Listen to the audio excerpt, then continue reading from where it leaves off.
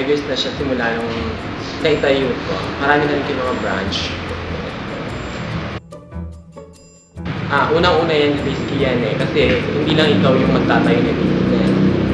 Meron at meron nakakalaban sa'yo, competition, di ba nga? Andiyan isusod yung ibang business, gano'n. Tapos, kaya kayo sa mga customer, minsan may mga nagka-complain ganyan about sa mga services namin, gano'n. Hindi may iwasan kasi may mga aking customer. Siyempre bilang isang businessman, kailangan siyempre iisipin mo yun kung ano yung mga gagawin mo, kung paano mo masusolusyonan yung isang problema. Halimbawa, pag nagtayo sila ng isa pang salon na katabi mo, iisip ka ng isang paraan o mag-promo ka para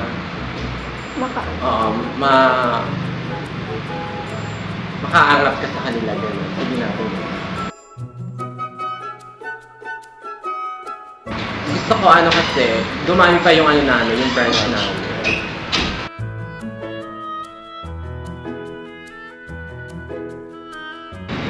Siyempre, hindi ko rin sinasabi na gano'n naka-establish ng business namin. So, bilang isang negosyante na nakaranas na rin yung mga gano'ng sinasabi, siyempre, kailangan marunong silang dumarating sa competition, tapos galing ang kanila. Mag-offer sila ng mga magagandang services.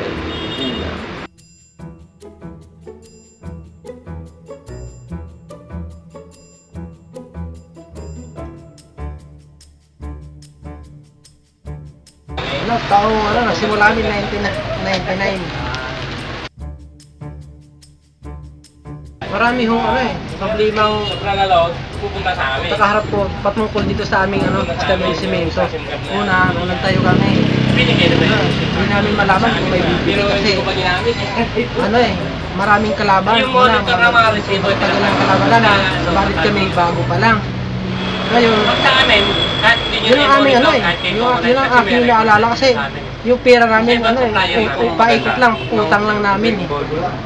Kaya ang laki binabayaran namin, binabayaran ko. So, parang gusto ko nang sumuko. Ang aking asawa nagpayo na ituloy mo lang hanggat kaya. Hanggang nagtsaga kami, hanggang nakilala ito. Kaya nakarecover agad kami.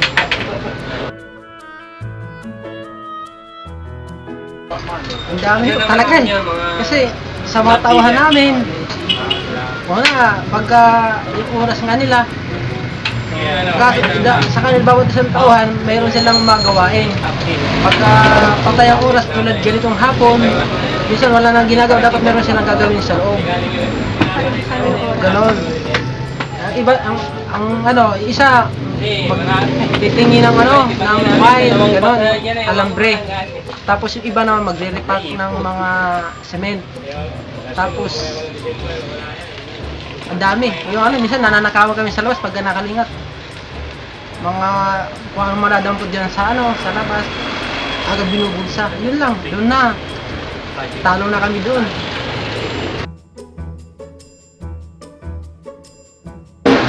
Plano pa, gusto ko pang pakilala mga produkto namin na kasi habang galing kami sa simula, meron pa mga stock na sa ngayon, yung mga moderno naman. Yung mga dati namin, hindi gano'n sila bon eh. Pero kailan namin magpalit ng ng strategy kung anong mga sumusabay lang ako sa panahon ngayon. Parang gano'n. Yun ang nais ko pang business.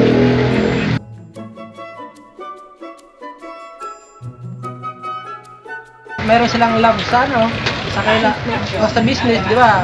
Diba sa mga sa mga micro yung halimbawa yung saan nais mo bang saan ka na love mong magnegosyo sa mga damitan, ganyan, PW, mga sandas, di ba, ganyan. Kung saan kung doon sila pwede magsimula, kung saan nila linya. Ganun.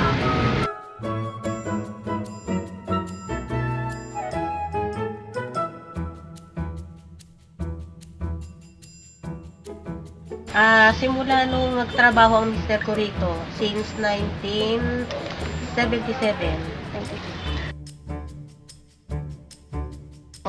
Minsan, syempre, pag wala trabaho, walang puhunan, at saka kahit maliit lang, maraming nangungutang.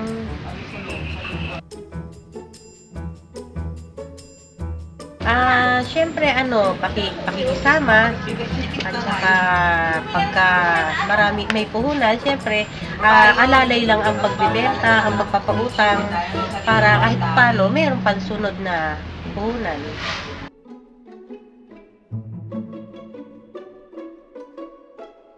Kailangan pag-ipunan muna ang puhunan, huwag iuutang. Kasi pagka ang puhunan mo, iuutang mo, tapos iuulong mo uli sa utang, patong-patong, wala rin nangyayari.